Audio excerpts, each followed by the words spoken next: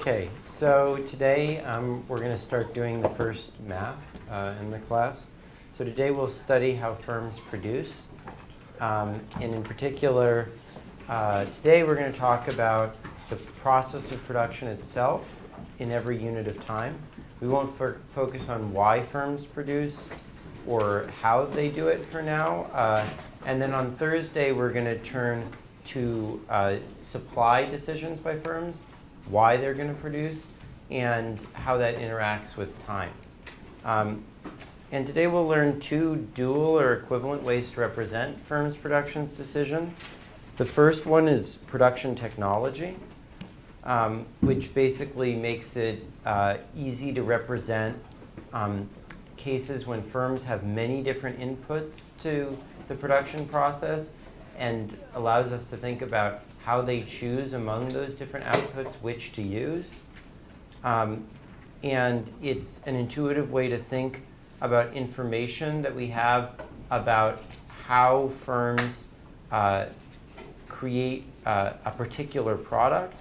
But it's more difficult to think about when firms are choosing about which different outputs they're going to produce. Or how much of an output to produce. So it's useful more for thinking about, given we're going to produce a certain amount, what's the cheapest way to do that?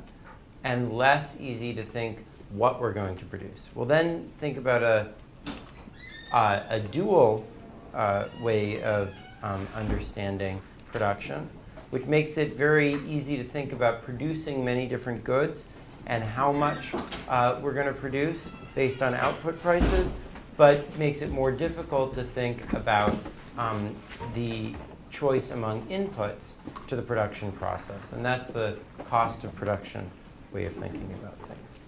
And these are, even though they're two different ways of thinking about the same thing, really just the same thing, and we're going to learn how to link them together. Okay. So an example that might be close to home for you guys is a useful motivation. So imagine you're trying to get into a good college, and imagine all colleges evaluate you based on some overall score S.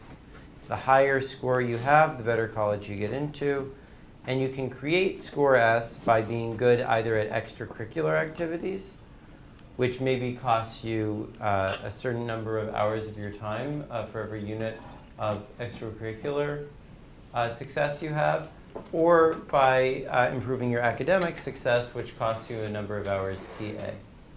And we'll think a lot today about two ways of representing this problem.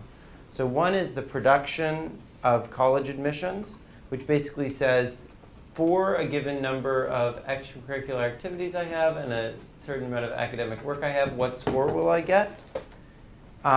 And the reason that this is a useful way to think about this is it helps you determine how much time you should spend on academics versus how much time you should spend on your extracurricular activities.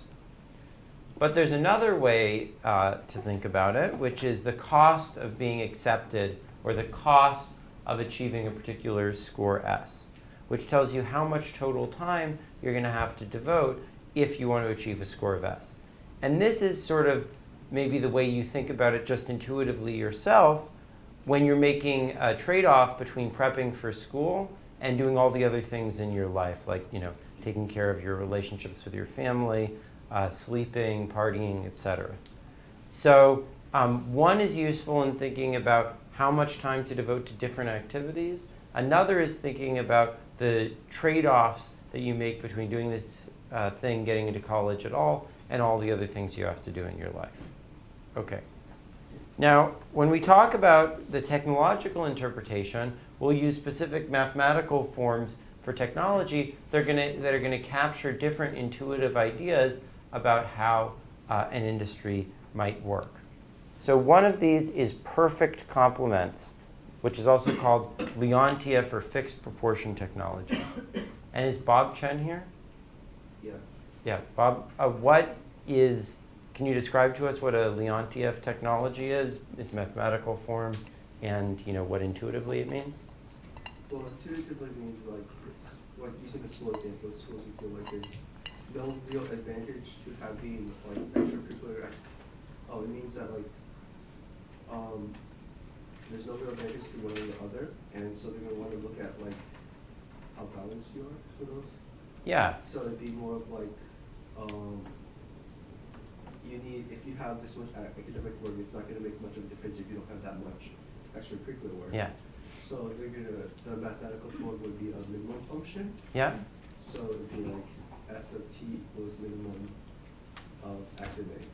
Yeah, that's right. So it's one where you take the minimum of the two. So the schools only want people who are perfectly balanced, and if you're better than perfect balance in one area, that does no extra good for you.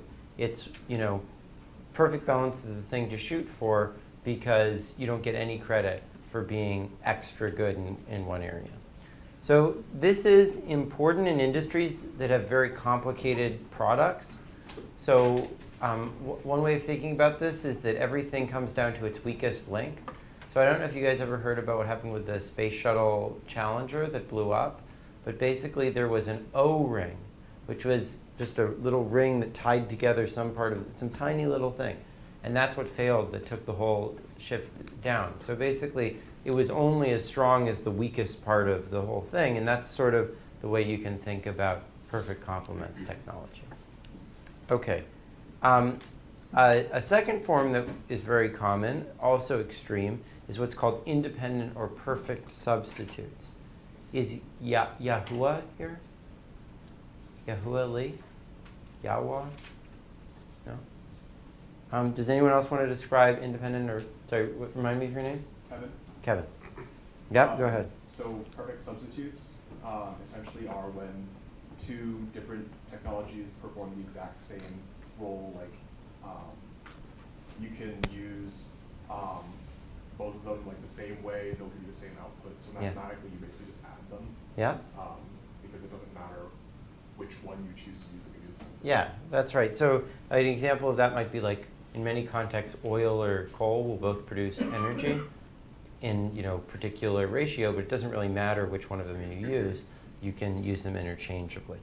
So this is, as Kevin said, an additive form. So in the example of the schools, it's that they just value the sum of your two things.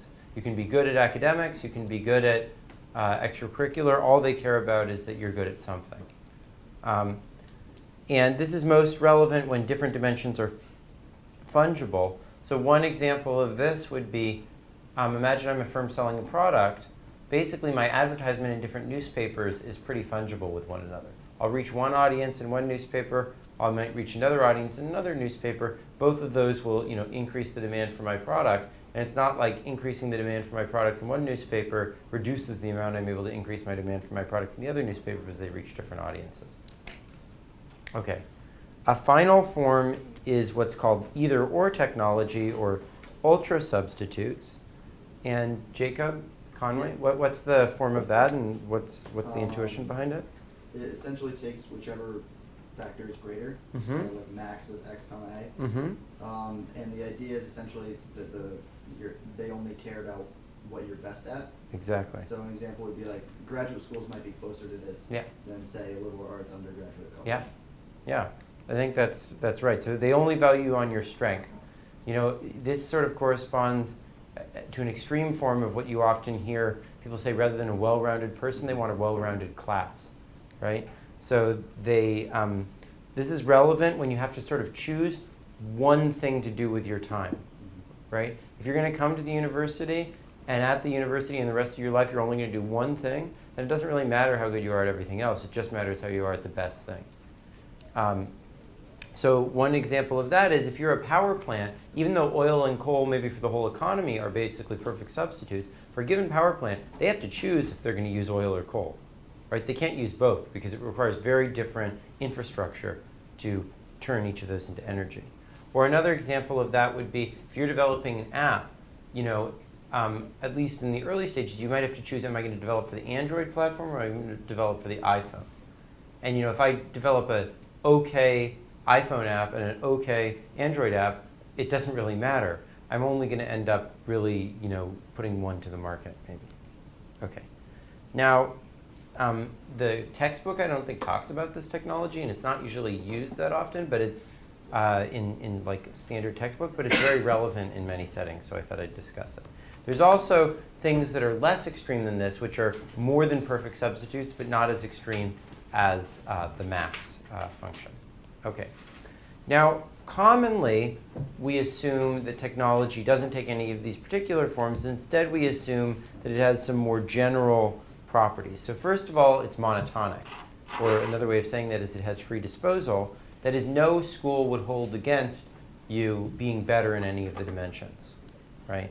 You can always dispose of these in some sense. A second thing is convexity. So, Lewis, what does convexity mean? So convexity means that the average of two different things is going to be just as good, at least just as good as the two things. So say if you have an A- average, or like if colleges value like your skills in math and reading, and say you have a 90 rating in math and you have a 70 rating in reading, then like you're just as good. Like if you had a 45 or like a 45 and a 40, so if you have an 85 total, like that should be just as good. Yeah, at least. Yeah, that's right. So the right way to say it, I think what Lewis is trying to get at is that if there's someone who has, an A in, English and a B- in math, and someone else who has an A in math and a B- in English, someone who has a B+ in both should definitely get it. Right? So it's basically saying that, the two things, we prefer people, all things considered, to be balanced rather than to be unbalanced, right? Yeah, so go ahead. That right there assumes away all cases of more than perfect substitutes. Exactly. Like ultra substitutes, Absolutely. right? Absolutely. Yeah. So this implies a preference for diversity. We can always combine things and get it just as much. Another way of thinking about this mathematically is that the isoquants, so the curves, let me just draw an isoquant. So an isoquant is if we have x and a, and we draw the locus of all the points that achieve the same score, that's an isoquant. Under ultra substitutes, they'd look like that, right? Under any convex technology, they're going to point towards the origin rather than point away from the origin. Okay. Another thing that is true in this is that there's something called the marginal rate of technical substitution, which is what the slope of this curve is. And under convex technology, that's always going to get flatter as you move in this direction, whereas it'll get steeper if you have ultra substitutes. Okay. Another common thing that we assume is what's called declining marginal product. And Terrence, is Terrence Liu here? Terrence? No? Anyone else want to define declining marginal product? What's your name? Justin.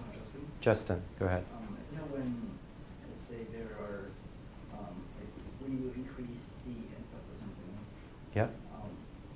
The more you increase it, the output you get doesn't always increase in proportion with it. Yeah. In fact, it's less. So like say Yeah. two factors, you hold them constant, you increase the other one. So like say you go from 1 to 2, you might double your production depth. Yeah. Go from 2 to 3, you might get less than that. Yeah.